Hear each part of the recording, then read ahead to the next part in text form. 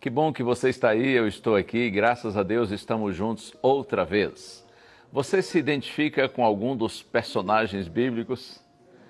Se há alguém com quem eu me identifico muitas vezes é com Pedro. E o capítulo sobre o qual eu quero refletir com você hoje está no Evangelho de João, capítulo 21. Lá nós encontramos um Pedro que está em um ponto assim de ruptura, que talvez você esteja nesse momento. Deixe-me dar um pouco do contexto.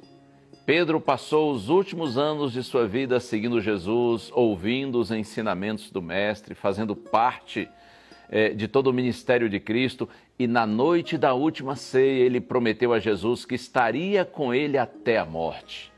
Mas não sei se você se lembra, Jesus respondeu assim: em verdade, Pedro, eu te digo que essa noite, antes que o galo cante, você vai me negar 3 vezes.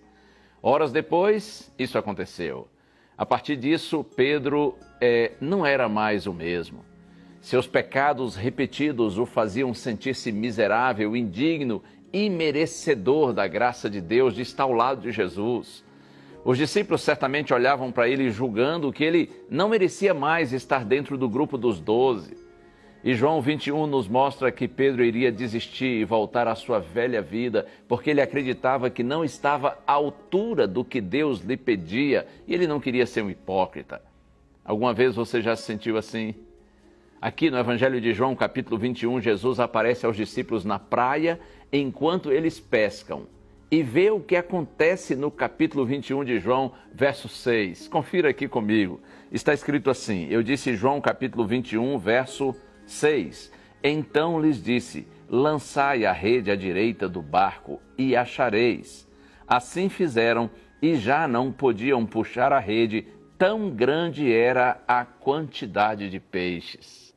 Oh, que para nós pode ser mais um versículo, para Pedro era tudo.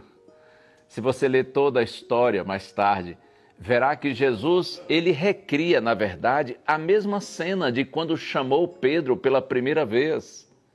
Era o mar de Tiberíades.